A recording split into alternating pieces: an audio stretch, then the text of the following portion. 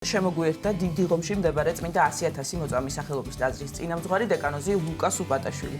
დაგლოცეთ დილამშვიდობისა, ერთმან დაგლოცეთ, მოგესალმებით, გაიხარეთ. დიდი მადლობა მამა ლუკა ჩვენთან მობრძანებისთვის. დღეს ჩვენ გვინდა ვისაუბროთ განკითხვის ცოდვის შესახებ და როგორ მოქმედებს ეს ცოდვა ჩვენს სულიერ ცხოვრებაზე, სწორედ ამ თემაზე. თუმცა დღეს არის ილარიონ ქართველის ხსენება და მის შესახებაც რამდენიმე სიტყვით მინდა რომ გთხოვოთ მოგვიყვეთ ეკლესიის ისტორია და ზოგადად ისტორია იცნობს ორ ილარიონ ქართველს, ერთი არის მე-9 საუკუნის მოღვაწე, მეორე მოღვაწეობდა უფრო მოგვიანებით. მე-17 საუკუნეში ხომ არ ვწდები, დიახ. ილარიონ ქართველი ყანჩაველზე მაქვს საუბარი. დღეს არის მე-9 საუკუნის მოღვაწის ღირსი ილარიონ ქართველის ხსენება, რომელიც როგორც ვიცით 14 წლის ასაკში განერიდა მშობლების სახლს უკვე და დაეყუდა გარეჯის წმინდა მონასტერში, უდაბნოში. აი მის შესახებ რომ მოგვიყვეთ, რითი არის მისი ცხოვრება გამორჩეული და რატომ განადიდა იგი ეკლესიამ და რატომ თხოვთ მეუხებას მას ღვთის წინაშე? ეს დიდი წმინდანია და იგი უფრო მეტად უცხოეთში არის დაფასებული, ანუ იქ განდიდდა თავისი სასწაულ მოქმედებით. ძალიან გულისხმიერი ადამიანი იყო და თავის სულ ღმერთს ეძიებდა და მნიშვნელოვანია რომ მამა ყავდა ისეთი და ოჯახი დედა ისეთი რომ მათ ესე იგი კი არ შეეწინააღმდეგენ პირით პირობები შეუქმნეს. მამამ ეკლესიაც კი ააშენა, ის აზნაური იყო და იმ სოფელში სადაც ცხოვრობდნენ ეკლესიაც ააშენა და იმ ეკლესიაში უნდოდა რომ მისი შვილი ყოფილიყო, მაგრამ აი მამის აი ასეთ ზრუნვას და დიდი პატივში იქნებოდა, ახლა რა თქმა უნდა ეს ილარიონი და ამიტომ განერიდა ამ პატივს და ამ დიდებას და ამ მამის ზრუნვას და აი გარეჯის უდაბნოში დამკვიდრდა. შემდგომ ის იერუსალიმის მოსალოდსაც წავიდა, კონსტანტინოპოლში ჩავიდა, თესალონიკში, საბოლოოდ თესალონიკში აღესრულა. მასზე ბევრი შეიძლება მოყოლა და მრავალი სასწაული აღასრულა მან. ის იყო სასწაულ მოქმედი. მოძღვრად ნაკურთხი და სასწაულ მოქმედი.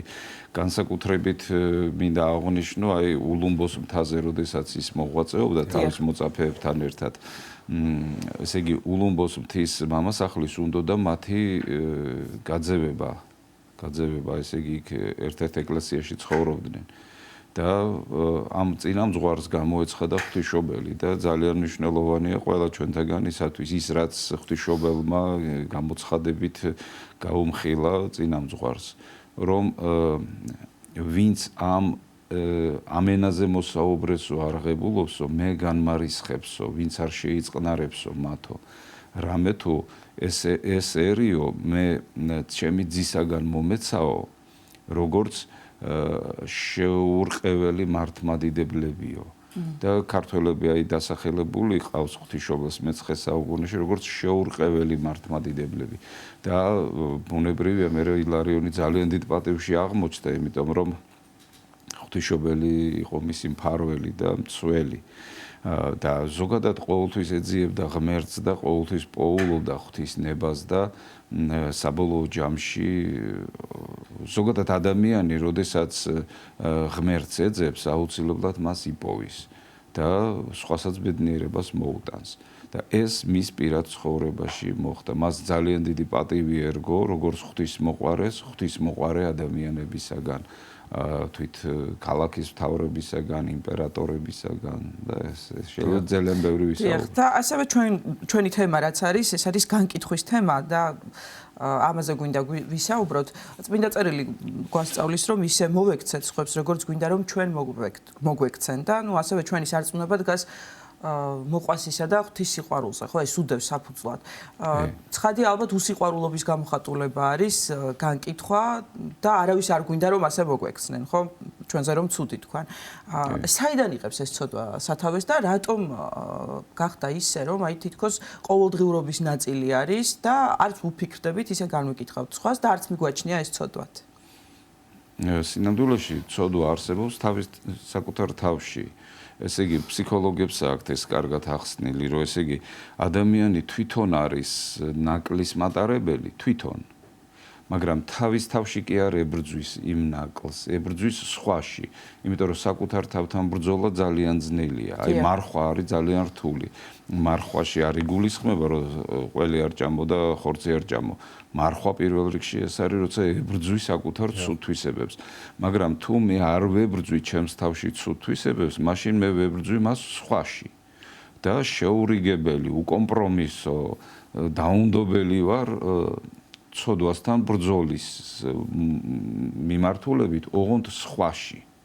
აი იგივე დაუნდობლობა საკუთარ თავში უნდა განახორციელო, ანუ შენი თავი უნდა განიკითხო შენ, ანუ უნდა აღმოაჩინო ის დემონური კვალი და ის ცოდვის კვალი, რომელიც შენ ღმერთს გაშორებს და უნდა ებრძოლო საკუთარ თავში. მაგრამ ადამიანი ძირითადად ამას არ აკეთებს. ვინც განიკითხავს, ხედავს, თავის თავს ხედავს, მაგრამ არ ებრძვის. მაგრამ ებრძვის სხვას და ნუ რაღაცა ფსიქოლოგიური, რაღაცა ვამპირული კმაყოფილება ეუფლება, რომ აი მე ამ ცოდვას ვამარცხებ შენში. ამოღოთ არა ჩემში, მაგრამ შენში. მე ცოდვამ ძულს, ეს ჩემთვის მიუღებელია, მაგრამ სინამდვილეში თუ ადამიანი ვინმეს განიკითხავს და შეურიგებელია რაღაცა ვიღაცის მიმართ, აი ეს არის ფსიქოლოგიური ავტოპორტრეტი და ესე იგი შეგვიძლია ვიმსჯელოთ, რომ თვითონ ეს ადამიანი არის ამ პრობლემის მატარებელი და ადამიანიც უნდა მიხვდეს, აი შენს ირგვლივ ძირითადად შეამჩნევ იმას, რაც შენ გაწუხებს. რაზეც შენ ფიქრობ, რაზეც შენ დარდობ, რაც ზუსტად იცი, რომ ეს შენი ნაკლია და შენ ეს იცი, ეს შეიძლება შეგნებით გააკეთო, შეიძლება შეუგნებლად, მაგრამ რა მნიშვნელობა აქვს, ჩვენმა გონებამ უნდა გააკონტროლოს ჩვენი თავი. ამიტომ თუ აი რას ვაქცევთ ყურადღებას, ძალიან დიდი მნიშვნელობა აქვს. თუ ცუდს ვაქცევთ ყურადღებას, ნიშნავს, რომ ის ცუდი ჩვენშია. და ის უნდა მოვიშორო. ფუტკარი ხო? ხო, ესეც საინტერესოა, აი იონე ოქროპირმა როგორ ოქროს სიტყვები თქვა, რომ ბუზიო სხვის ჭრილობას ეტანებაო და ჯდებაო ჭრილობაზეო და ამ დროსო, ზუსტად ამ დროს ფუტკარიო ყვავილს ეძებსო. და აი როგორი ორი მდგომარეობაა, ხო? აი ესე იგი ფუტკარი ისე ბუზი ეძებს ვიღაცის ჭრილობას, ну გნებავთ ვიღაცის ნაკლს, ვიღაცის სიმყრალეს და იქ ვიდის და იქ ეტანება და ფუტკარი ამ დროს ეძებს ყვავილს და ბუზი პოულობს ხრწნილებას, ფუტკარი პოულობს კეთილსურნელებას და ადამიანებიც ზუსტად ესია და კეთილი ადამიანი თავის ირგვლივ ნოდარ დუმბაძე ხო ამბობს, რომ ადამიანს კარგი მხრიდან როგორც ქანდაკებასო, ისე უნდა შემოუარო და კარგი მხრიდან უნდა უმზიროო. იმიტომ რომ ნებისმიერ ადამიანს აქვს ეს სიკეთე და აი სწორედ იმ კუთხიდან უნდა უყურო მას. მაგრამ შეიძლება ცუდი მხარის აღმოჩენა, მაგრამ როცა ადამიანი შარზეა და როცა ადამიანი თავის თავს არ ებრძვის, მაშინ ის ებრძვის სხვას. და აი პრობლემა ეს არის სწორედ, რომ იმ სხვაში შენი გაღიზიანებიდან გამომდინარე, სიძულვილიდან გამომდის, ეს სიძულვილის ენაა. სიძულვილიდან გამომდინარე ვერანაირ წარმატებას ვერ მიაღწევს ის ადამიანი იმ ცოდვასთან ბრძოლით, იმიტომ რომ შენგან სიძულვილი მიდის. და ვერც იქ აღწევ წარმატებას და შენ თავს ხო დროს ტყუილად კარგავ და არაფრით არ შეიძლება დროის დაკარგვა. არაფრით არ შეიძლება. ეს არის ჯერ ერთი ძალიან დიდი ნეგატივი, ასე ვთქვათ, თანამედროვე სიტყვით რო ვთქვათ, ძალიან დიდ უარყოფით ტალღებზე განეწყობი. სიძულვილის ენა, ბოღმის ენა, ბილწსიტყვაობა და საერთოდ გამოდიხარ წყობიდან, იწამლები, მერე დიდი დრო ჭირდება შენს ორგანიზმს, თუნდაც ტვინს და ღვიძლს და ნერვულ სისტემას, რომ წყობაში ჩადგნენ და არ უნდა მიაყენო შენ თავს ეს დარტყმა. ამიტომ არ უნდა განიკითხო. მამა ლუკა, რა იწვევს ამ ცოდვის გამეორებას მრავალჯერად და მთელი ჩვენი ცხოვრების განმავლობაში საკმაოდ ხშირია სამწუხაროდ აი ამ ცოდვას ჩავიდენთ, შემდეგ მოვინანიებთ, თუმცა ისევ უბრუნდებით და ერთგვარი ბრჭყალებში სიყვარული გაგვაჩნია ამ ცოდვის მიმართ. რასთან დაკავშირებით ხდება ეს, რატომ გვაქვს მიდრეკილება ამ ცოდვის მიმართ ადამიანებს? ეს მთავარ პრობლემასთან მივდივართ და ეს ყველამ ვიცით, რომ მთავარი არის ამპარტავნება. მაგრამ ამპარტავნების ერთ-ერთი განშტოება, აი ამპარტავნებას ნიშნავს ესეც. ოღონდ მისი ერთ-ერთი განშტოება არის ქედმაღლობა, ძალაუფლების მოყვარეობა, როცა გიყვარს შენს ნებაზე, რომ სხვა მიიაროს. მაგრამ ერთ-ერთი არის სიამოვნების მოყვარეობა და ადამიანის სიამოვნებას განიცდის სხვის ცუდზე ლაპარაკის დროს. ჭორაობის დროს. დიახ, ამაუდმეტყველების დროს, ხო, ამაუდმეტყველებაც აზრი არ აქვს მაგის საუბარს. იმიტომ რომ შედეგი არ აქვს, ჩვენ ხო უნდა ვაკეთოთ ისე, რომ შედეგი გქონდეს და მაგრამ ამ შემთხვევაში სიამოვნებას განიცდის ადამიანი, აი ვამპირულ სიამოვნებას. თავის ცოდვას არ ებრძვის, მაგრამ მე ხო უნდა დავამტკიცო, რომ მე კეთილი ვარ და ძლიერი ვარ. მე რო ღვთისმოყვარე ვარ, ხო უნდა დავამტკიცო და ამიტომ შეიძლება მე ესე იგი სხვა ვაკრიტიკო, სხვა განვიკითხო, სხვაზე ვიჭორაო და განვიცადო სიამოვნება, რომ მე ვარ კარგი და ვეძებ ჩემზე უარეს თუ ვინმეს ვიპოვი და თუ ეძებ შენზე უარეს იპოვი და თუ ვერ იპოვი, მაშინ მიაწერ რაღაცა ცუდ თვისებებს. აი მონანიებაში როა რომ ჩვენო ვიპოვითო ბნელო თახში შავკატას მაშინაც კი როცა ის იქ არ არისო და აი ესეთი რაღაცა ხდება და ადამიანის საერთოდ კარგავს სახეს და გადართულია სიამოვნებაზე რომ რამენაირად სიამოვნება განიცადოს და თანამედროვეობაში ეს ცნობილია რომ სიამოვნების მოყვარეობა ეს არის მთავარი ცოდვა. იმიტომ რომ ადამიანი ცდილობს სიამოვნება განიცადოს, როცა ჭამს, როცა სვამს, როცა ისვენებს საქმეს, როცა აკეთებს, შეიძლება არ უყვარს თავის შეწუხება ზედმეტად სიამოვნების, ანუ როგორც ვამბობთ, კომფორტის ზონიდან არ უნდა გამოვიდეს და აი ამ დროს სიამოვნებას განიცდის სხვის ცუდზე ლაპარაკის დროსაც. იმიტომ რომ გაურბის თავის თავზე არ ლაპარაკობს. დიახ, მამა ლუკა, თქვენ ბრძანეთ რომ ზოგჯერ მიაწერს ადამიანი რაღაც გარკვეულ თვისებებს სხვას. ზოგჯერ ჩვენ ვიმეორებთ ყურმოკრულ ამბავს და შესაძლებელია რომ ჩვენი განკითხვა ცილის წამებაშიც გადავიდეს, ანუ სულაც არ იყოს ისე საქმე, როგორც ჩვენ ამაზე ვსაუბრობთ და დავაბრალოთ უბრალოდ ადამიანს და ეს უკვე კიდევ უფრო მძიმე ცოდვა არის, ხო? ცილის წამება. რა თქმა უნდა, ადამიანი თუ სიამოვნების ტალღაზეა და ამპარტავნების ტალღაზე და ატარებს ამ ცოდვას, ატარებს გულისხმობ არა რომ ატარებ, არამედ რომ გაატარებ და რომ ესე იგი ჩაიდენ ამ ცოდვას და არ ეწინააღმდეგები ამ ცოდვას. აი ეს არის პრობლემა. წმინდანები ეწინააღმდეგებიან ამ პრობლემას. და თუ არ შეეწინააღმდეგები, ეს დინება წაგიღებს და ნუ მე ესე იგი იმ ლოგიკით იმეტყველებ და იქნები ვითარცა ეშმაკი და ძველად ქართველი ესე იგი ადამიანს რომელიც ესე იგი იტყუებოდა, ცილს წამებდა, ნუ მოკლედ ამბობდა ქართველი, ნუ ეშმაკობ. ადამიანი შეიძლება ეშმაკობდეს. და ადამიანი შეიძლება ღვთისნიერიც იყოს. და აი ჩვენ უნდა იმას ავქნათ და გავაკონტროლოთ ჩვენი თავი, რომ ესე იგი ჩვენ სიამოვნებისთვის კი არ ვიცხოვროთ, რომ სიამოვნება განვიცადოთ ნებისმიერ ფასად. არა, წმინდანსაც შეიძლება რომ მოუგონოთ რაღაცა პრობლემა. აუცილებლად შეგვიძლია და ჩვენ ამის მაგალითები აი უბრალოდ ჩვენ ცხოვრებაში გვაქვს უამრავი.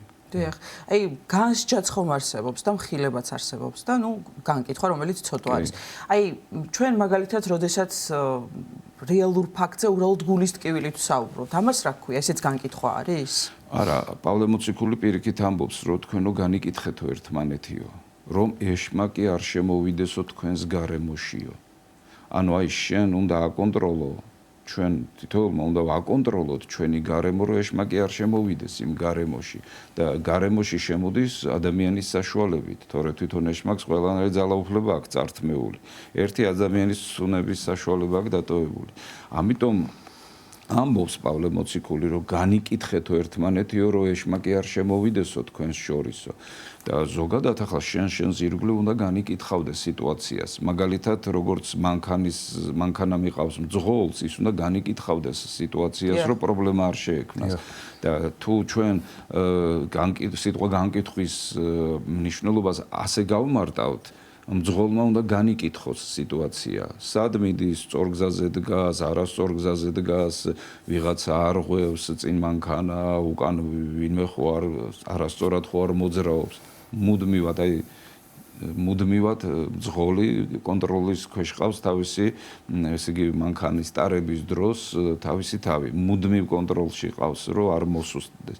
აი იგივე უნდა გადმოვიტანოთ ჩვენ ცხოვრებაში, რომ ბოროტი არ შეგვეჩეხოს, რომ არასწორ გზაზე არ დავდგეთ და ასე შემდგომ. თორე ძირითადად საცტურები ეშმაკს არ უნდა დავაბრალოთ. საცტურები ადამიანებისგან მოდის. როგორც ამბობს უფალი, რომ შეუძლებელია საცტური არ მოვიდესო, მაგრამ ვაიო ვისგანაც ეს მოვაო. ანუ არის ადამიანი, რომელსაც ასე იგი ეშმაკის ნებას ატარებს ამ ქვეყანაზე. ისე როგორც არიან ადამიანები, რომლებიც ღვთის ნებას ატარებენ. და აი ეს მდგომარეობა ჩვენ უნდა გამოვიცნოთ ადამიანი, რომელიც ეშმაკის ნებით მოქმედებს და ის არ უნდა შემოუშვოთ. აი განკითხვის უნარი სწორედ ამისთვის გვაქვს. ღმერთმა ეს უნარი, განკითხვის უნარი, ისევე მისცა ადამიანს, როგორც ხედვის უნარი, სმენის უნარი და ეს არის აუცილებელი იარაღი. და განკითხვით შენ უნდა შეამჩნიო ეშმაკის მოქმედება. დემონური მოქმედება, რომ შენ არ აცდე საღვთო გზას და ეს ძალიან დიდი სიბრძნეა, მაგრამ თუ ჩვენ გადავერთეთ სიამოვნებაზე განკითხვის უნარს, მე ვიყენებ, რომ შენში ვიქექო და რაღაცა და თუ არ არის ცუდი რამე მოგიძებნო რაღაცა და ესე იგი ამახინჯოს ადამიანმა შეიძლება თავისი თავი. და როგორც იტყვიან, დანა სამზარეულოში შეიძლება სიკეთეში მოიხმარო, მაგრამ ისიც შეიძლება დანაშაულიც ჩაიდინონ და თვითონ დანა არ არის დამნაშავე და ადამიანია დამნაშავე და განკითხვის უნარიც ესეა. ჩვენ განკითხვის უნარმა შეიძლება წმინდანი გავხავდოს და განკითხვის უნარმა შეიძლება ჩვენ ეშმაკი გავხავდოს. აი შეგვიძლია ასე ვთქვათ, ხო, დამნაშავე უნდა ვამხილოთ, მაგრამ არ უნდა განვიკითხოთ. კი, ამას პირდაპირ ამბობენ წმინდა მამები, აი როგორც ფორმულას. ადამიანში დაინახეთ ცოდვა და არა თვითონ ადამიანი. იმიტომ რომ აი ძალიან საინტერესოს ამბობს იოანე კიბის აღწერელი, არ განიკითხო ადამიანიო. ანუ დიაგნოზი არ დაუსვა ბოროტია ისე. იმიტომ რომ მანო რომ მოინანიოსო, ღმერთი მას შეუნდობსო. და მერეო ეს ადამიანი უფრო მეტად შეიყვარებსო ღმერთსო, ვიდრე იმ ადამიანს უყვარს, რომელსაც მძიმე ცოდვები არ ქონიაო. ესე იგი, თუ მძიმე ცოდვები აქვს ადამიანს და მან მოინანია, ღმერთი შეუნდობს. და მას მერე ძალიან უყვარდება უფალი, როგორც მარიამ მაგდალინელს, ან როგორც ჯვარცმულ ავაზაკს და იგივე შეიძლება განმეორდეს. ამიტომ ღმერთს არ უნდა გავასწროთ. ადამიანმა დასკვნა ამა თუ იმ ადამიანზე უნდა გააკეთოს მას შემდგომ, რაც ღმერთი განიკითხავს მას. ამიტომ გამკითხველი არის ღმერთი. სინამდვილეში ღმერთმა იცის რა ხდება და გამკითხველი. მამა ლუკა, აი თანამედროვე ცხოვრებაზე ვსაუბრობთ და რამდენად შეიძლება იყოს ხელის შემწყობი ამ ცოდვის, განკითხვის ცოდვის, დღევანდელი რეალობა, ინტერნეტი კონკრეტულად, სოციალური ქსელები, იმიტომ რომ თვალნათლივ ვხედავთ ძალიან ხშირად საჯაროდ განიკითხავენ ერთმანეთს ადამიანების სოციალური ქსელების მეშვეობით, რამდენად შეიძლება რომ დღევანდელმა ცხოვრებამ, თანამედროვე სამყარომ ხელი შეუწყოს განკითხვის ცოდვის კიდევ უფრო მეტად გაღრმავებას ადამიანებში. კი, რა თქმა უნდა, მესამე ხელი იგრძნობა აქ, როცა ვიღაცა სადღაც მავანი რო იტყვიან, ხელს უწყობს, შემოაგდებს რაღაცა თემას. ეხლა აქტიური თემა როა, ან მანამდე რო იყო აქტიური თემა, ან იმის მანამდე რო იყო, ან მომავალში კიდე რო იქნება, შემოაგდებს რაღაცა თემას და ადამიანები დასხებენ ერთმანეთს. მთელი ენერგია ამაში იკარგება. ამიტომ გამოსავალი არის იმაში, რომ პიროვნება უნდა გახდე. პიროვნება. ქართული გაგებით პიროვნება ნიშნავს ადამიანს, რომელსაც ღმერთთან აქვს ურთიერთობა. და შენ თუ თქვათ ილანძღები და რაღაცა თემით შეუძლიათ შენი წყობიდან გამოყვანა, უბრალოდ ბრბო ხარ, ბრბოს წევრი ხარ და არ შეიძლება რომ შენ ამით გაგართონ. არ შეიძლება რომ ეშმაკმა ამით გაგართოს.